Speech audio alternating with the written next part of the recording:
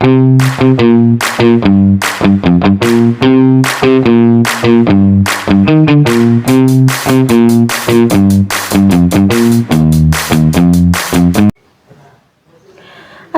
warahmatullahi wabarakatuh. Perkenalkan, saya Ika Risma Safitri dengan NIM 43040230079 dari kelas 6C. Di sini saya membuat video untuk memenuhi tugas UTS mata kuliah Teknik Psikoterapi, di mana kita akan membedah topik yang sangat menyentuh sisi kemanusiaan dan juga spiritual kita, yaitu tentang pentingnya memaafkan dalam psikologi dan juga Islam. Tahukah kamu bahwa dunia saat ini sedang menghadapi krisis kesehatan mental yang serius? Data menunjukkan bahwa sekitar 1 dari 8 orang di dunia ini hidup dengan gangguan mental. Salah satu pemicu utamanya adalah luka batin yang tidak terselesaikan, seperti rasa dendam, amarah, dan juga trauma masa lalu. Saya ingin mengajak Anda membayangkan sebuah situasi. Pernahkah Anda merasa sangat marah, kecewa, atau dihianati oleh seseorang? Dan bertahun-tahun kemudian, rasa sakit itu masih terasa sama tajamnya, seolah-olah Anda membawa ransel berisi batu besar yang tidak pernah Anda lepas. Dalam studi psikologi, beban ini disebut sebagai unforgiveness.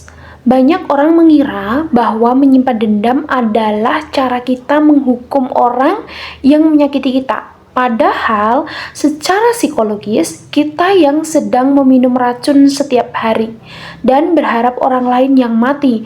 Hari ini, dalam mata kuliah Teknik Psikoterapi Islam, kita akan membahas satu teknik penyembuhan yang paling sulit namun dapat membebaskan, yaitu tentang memaafkan. Hari ini kita tidak hanya bicara soal teori, tapi tentang bagaimana Al-Quran memberikan solusi nyata melalui prinsip psikoterapi untuk menyembuhkan hati yang terluka.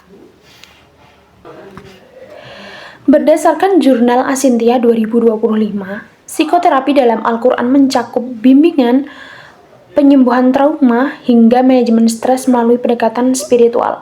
Al-Quran dipandang sebagai syifa atau penyembuh bagi penyakit yang ada dalam dada manusia.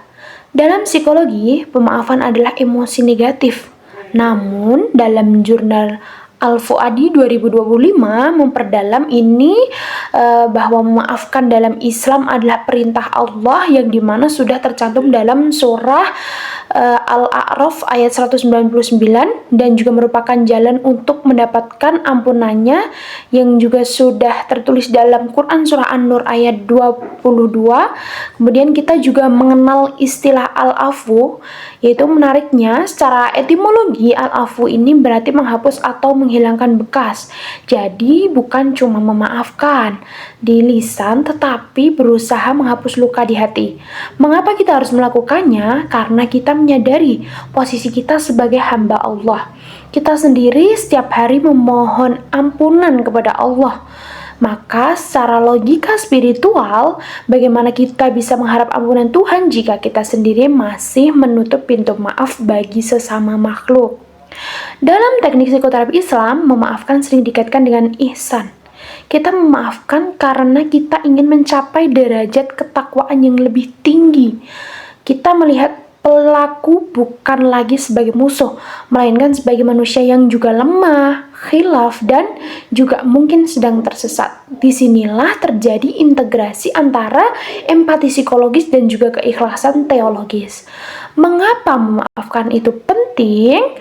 Memaafkan secara medis itu terbukti menurunkan kecemasan dan juga depresi.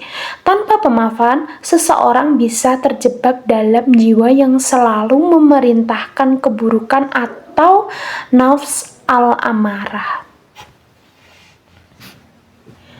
Mekanisme pertama yang dapat kita lakukan adalah personal forgiveness atau pemaafan secara pribadi, yaitu dengan recognition atau jangan menyangkal rasa sakit.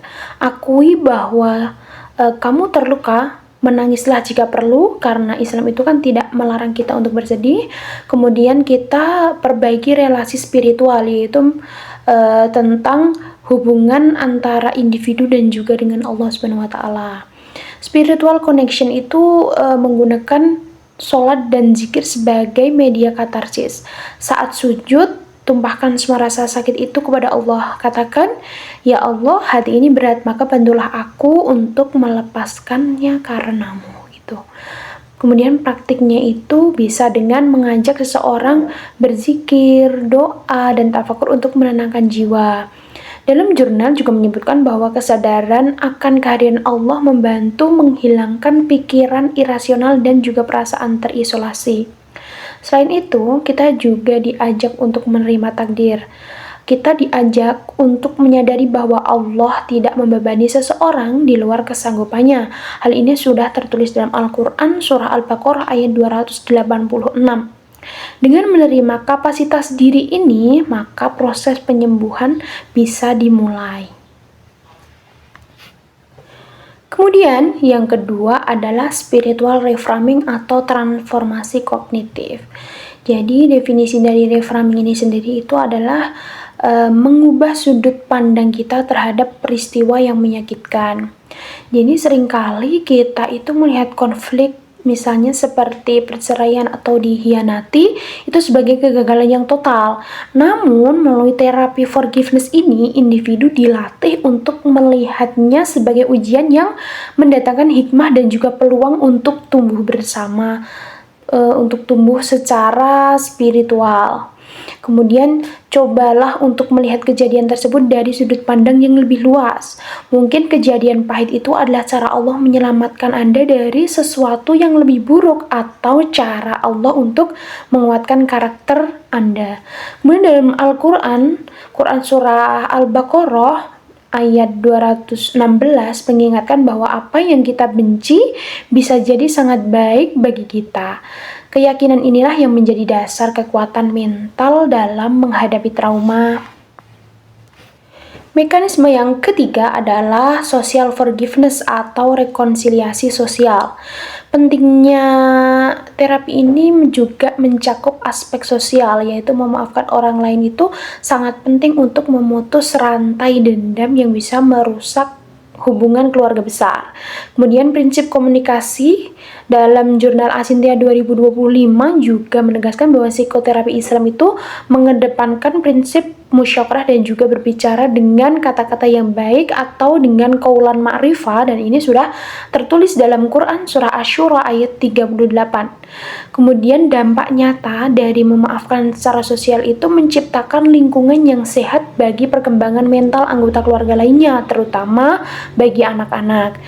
Kemudian yang selanjutnya itu adalah kita perlu untuk tawakal, yaitu menyerahkan keadilan kepada Allah. Jadi Anda tidak perlu menjadi hakim bagi orang lain.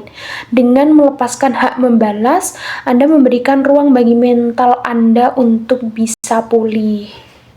Memaafkan memang tidak mengubah masa lalu yang pahit, tapi memaafkan pasti akan mengubah masa depan. Memaafkan adalah tanda kekuatan, bukan kelemahan. Hanya orang yang jiwanya kaya yang mampu memberi maaf saat dia punya kesempatan untuk membalas. Sebagai penutup, kita belajar bahwa pemaafan bukan sekedar melupakan, tapi sebuah keberanian untuk menyembuhkan diri melalui pendekatan spiritual dan juga psikologis yang matang. Jangan biarkan dendam memenjarakan jiwa Anda. Memaafkan adalah cara Anda untuk meraih nafs al-mutmainah atau jiwa yang tenang.